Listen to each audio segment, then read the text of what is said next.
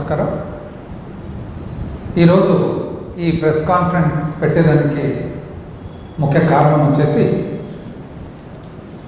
పోయిన మంగళవారము ఆంధ్రప్రదేశ్ ముఖ్యమంత్రి చంద్రబాబు నాయుడు గారు ఒక మీటింగ్ పెట్టి ప్రోగ్రెస్ రిపోర్ట్ 2024-26 అని 2 సంవత్సరాల కూటమి ప్రభుత్వము ప్రోగ్రెస్ ఆయన ఇన్ఫర్మేషన్ పబ్లిక్ ఇవ్వడం జరిగింది ఈ రిపోర్ట్ ద్వారా. అయితే మేము చూస్తూ ఉంటే ఇది ఒక స్టాండర్డ్ ప్రాక్టీస్.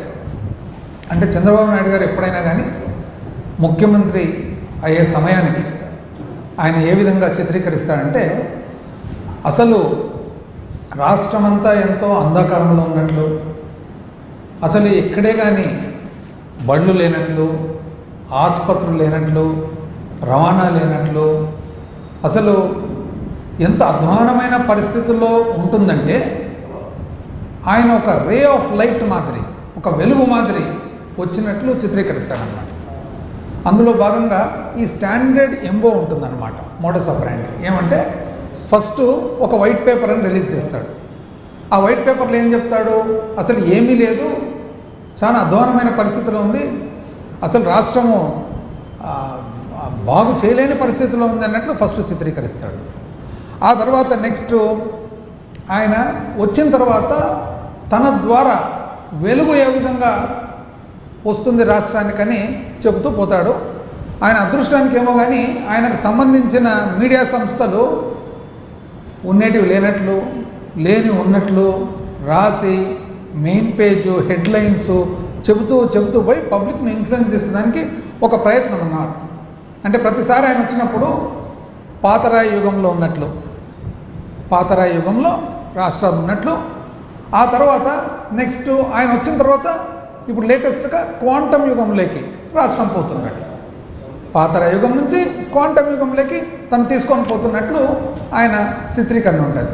అట్లా ప్రతిసారి, అంటే ఆయన వచ్చిన ప్రతిసారి, ఎందుకంటే ఎన్నో పర్యాయాలు రావడం జరిగింది కదా, ప్రతిసారి ఒక కొత్త ఇది ఉంటుందన్నమాట, లాజిక్, ఒక వినూత్నమైనది. అంటే ఒకసారి ఏమంటారంటే తనే కంప్యూటర్ కనిపెట్టినట్లు, ఒకసారి ఏమో తనే సెల్ ఫోన్ కనిపెట్టినట్లు, ఒకసారేమో తనే హైదరాబాదు నిర్మించినట్లు, అసలు ఒకసారేమో తనే కోవిడ్కు మందు కనిపెట్టడానికి కూడా దాహోదపడినారని, ఇంకొకసారి పొరపాటున మిస్ అయిపోయి స్లిప్ అయిపోయి అసలు స్వాతంత్రం కోసం కూడా దాహోదపడిన పార్టీ అని అన్నాడు అన్నమాట. మీటింగ్లో, పబ్లిక్ మీటింగ్లో స్వాతంత్రం కోసము తెలుగుదేశం పార్టీ దాహోదపడిందంట. ఇంకా ఎట్లెట్లో ఈస్ట్ ఇండియా కంపెనీ వచ్చేటప్పుడు తెలుగుదేశం పార్టీ అడ్డపడిందని చెప్పి చెప్పుకోలే, ఎక్కువ కన్ఫ్యూజన్ అయితే ఆడి వరకు కూడా పోతాడు. ఇంకా లేటెస్ట్గా ఈ మధ్యలో ఏమంటే బిర్యానీ అందరికి అలవాటు చేసినట్లు, సంక్రాంతి పండుగ నేర్పించినట్లు, తెలుగు వాళ్ళందరికీ కూడా సంక్రాంతి పండుగ వాళ్ళ ఇళ్లలో చేసుకునేది నేర్పించినట్లు, ఇట్లా ఒక్కొక్కసారి అంటే పాతరాయి యుగం నుంచి కొత్త యుగంలోకి వచ్చేదానికి తన ప్రయత్నము, తన శ్రమ ఈ విధంగా చూస్తాడు. ఓసారి ఏమంటాడు, నేనే తెలుగు భాష నేర్పించినందుకు తెలుగు వాళ్ళందరూ అమెరికాకు పోయి సెటిల్ అయినారు. సరే సార్, మీరు తెలుగు వాళ్ళకు మీరు ఇంగ్లీష్ నేర్పించినారు కాబట్టి తెలుగు వాళ్ళంతా అమెరికాకు పోయినారనేది మీ వాదన, ఓకే.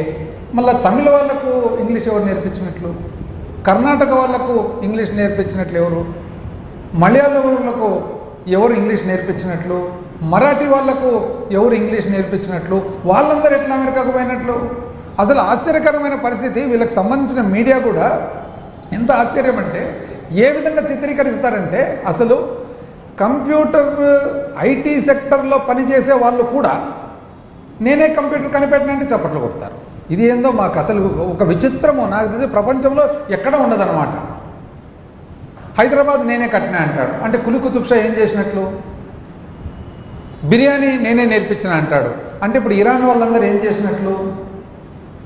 ఇట్లా ఈ విధంగా ప్రతి టర్ములో ఒక వైట్ పేపర్, ఒక స్టాండర్డ్. అయితే ఒక ఆశ్చర్యకరమైనది ఏమంటే ప్రతి టర్ములో ఇది చేస్తారు కదా వైట్ పేపరు, 5 సంవత్సరాలు అయిపోయిన తర్వాత చివరి సంవత్సరంలో కూడా ఒక వైట్ పేపర్ రిలీజ్ చేయొచ్చు కదా, అది ఎప్పుడు లేదు. అంటే ఒక వైట్ పేపరు, ఒక ప్రోగ్రెస్ రిపోర్ట్ రిలీజ్ చేసి నా 5 సంవత్సరాల పరిపాలనలో ఇదో ఇది నేను వచ్చినప్పుడు ఇది, ఇప్పుడు దిగిపోతున్నాను, ఎలక్షన్లకు పోతున్నాను కాబట్టి ఇది, అది ఉండదే. ఎంట్రన్స్ అప్పుడే వైట్ పేపర్. ఇది కాక అందుకని ఒకసారి మన ప్రొఫెసర్ నాగేశ్వర్ గారు కూడా చాలా మంచి అబ్జర్వేషన్ చేశారనమాట.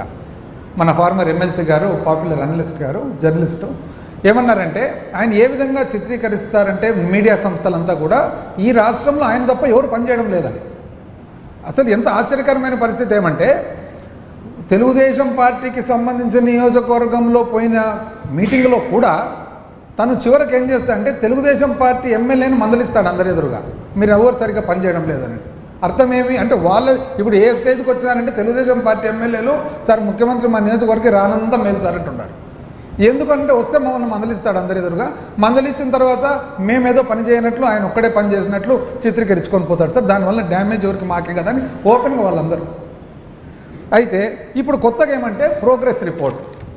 అసలు ఈ ప్రోగ్రెస్ రిపోర్ట్ అనే కాన్సెప్ట్ ఏమేమి, చాలా లావు పుస్తకం, ఇంత లావు పుస్తకం ఉంది ప్రోగ్రెస్ రిపోర్ట్ అని. చదువుతేమే ఏమేమి ఉంది దాంట్లో, దాన్ని అనలైజ్ చేయాలి కదా ప్రోగ్రెస్. అసలు కాన్సెప్ట్ ఏమి ప్రోగ్రెస్ రిపోర్ట్ అంటే? ప్రోగ్రెస్ రిపోర్ట్ అంటే కాన్సెప్ట్ ఏమి, ఒక బడి ఉంటుంది, ఒక కాలేజ్ ఉంటుంది, లేదా ఒక వ్యాపార సంస్థ ఉంటుంది, లేదా ఒక ఆర్గనైజేషన్ ఉంటుంది. దాంట్లో మన ప్రోగ్రెస్, మన పురోగతి ఎట్లుంది అనేది ఎవరు చూపించాలి పురోగతి?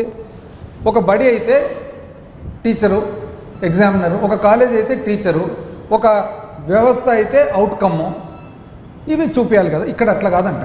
ప్రోగ్రెస్ తనకు తానే ఇచ్చుకుంటాడంట ప్రోగ్రెస్.